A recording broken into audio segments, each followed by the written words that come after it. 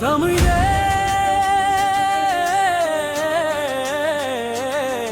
உயிரே நம் அமுதே.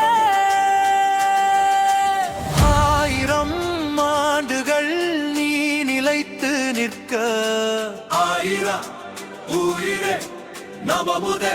ஆயிரம் ஆண்டுகள் நீ நிலைத்து நிற்க.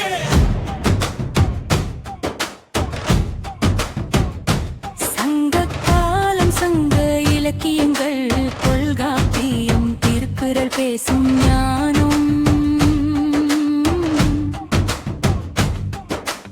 உலகின் முதல் செம்மொழி விப்ளதர் குதிகள் கொண்ட தனிமொழி. கீழடி சான்று கிமுதுற்றாண்டு மதச்சார்பு மதச்சார்பற்ற பெருமை.